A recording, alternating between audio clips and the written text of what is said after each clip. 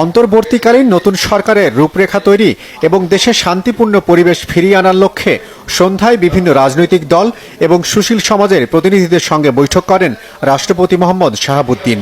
সেনাপ্রধান ওয়াকারুজ্জামান সহ ৩ বাহিনী প্রধান এ সময় উপস্থিত ছিলেন। প্রায় ৩ ঘণ্টার বেশি সময় ধরে চলা বৈঠকে অংশ নেন বৈষম্য বিরোধী আন্দোলনের ৬ সমন্বয়কও। বৈঠকে চলমান সংসদ ভেঙে দিয়ে অন্তর্বর্তীকালীন সরকার গঠনের সিদ্ধান্ত হয় বলে জানিয়েছেন রাজনৈতিক দলের প্রতিনিধিরা। কতগুলো মৌলিক বিষয়ে সিদ্ধান্ত হয়েছে। সেই সিদ্ধান্তের প্রথমটি হচ্ছে সেটা হচ্ছে যে পার্লামেন্ট ভেঙে দিয়ে অতি দ্রুত একটি ইন্টারিম গভর্নমেন্ট অন্তর্বর্তীকালীন সরকার গঠন করা হবে নির্দলীয় সরকারদেরকে নিয়ে।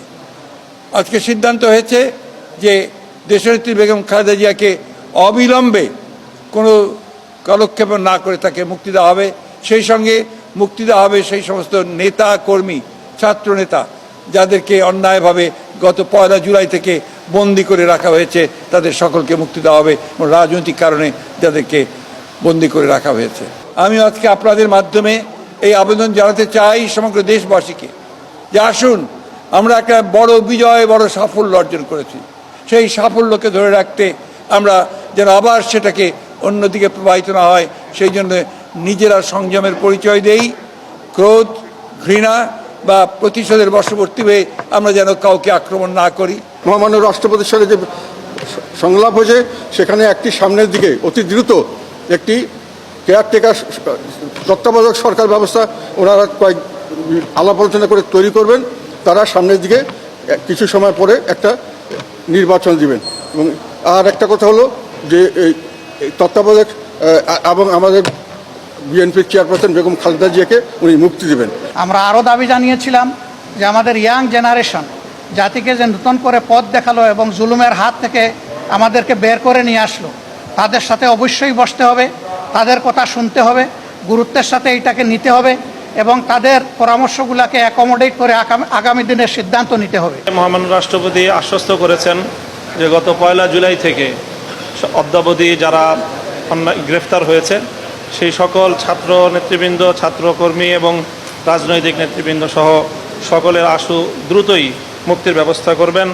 বৈঠকে ১ জুলাইয়ের পর গ্রেপ্তার হওয়া ছাত্র জনতার মুক্তির ব্যাপারে নীতিগত সিদ্ধান্ত হয়। সরকার বদলের সংঘাত সহিংসতায় নতুন করে যেন আর কোনো প্রাণহানি বা রাষ্ট্রীয় সম্পদ বিনষ্ট না হয় সে ব্যাপারে রাষ্ট্রপতির আহ্বান তুলে ধরেন বৈঠকের প্রতিনিধিরা।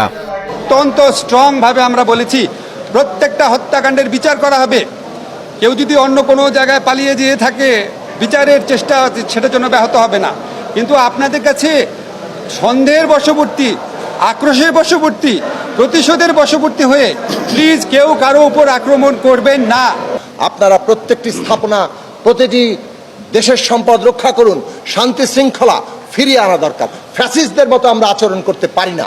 ফ্যাসিস্টরা যা আমাদের সাথে করেছে, জনগণের সাথে করেছে, তাদের মতো ব্যবহার আমরা মানুষের, নাগরিকের সাথে করব না।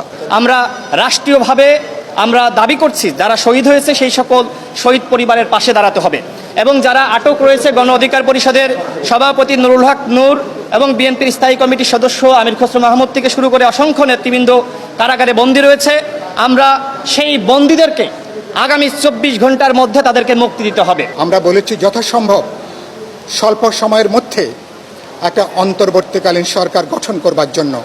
বৈষম্য বিরোধী ছাত্র আন্দোলন, যে ছাত্র তরুণ যুবকেরা যাদের অসাধারণ বীরত্বে আমরা এই দুঃশাসনকে বিদায় দিয়েছি, আমরা বলেছি তাদের যে মতামত, তাদের এই যে ব্যবস্থা ফ্যাসিবাদী দুঃশাসনের জন্ম দিয়েছে সেই ব্যবস্থা পরিবর্তনের ব্যাপারে তাদের কিছু পরামর্শ আছে, সুপারিশ আছে।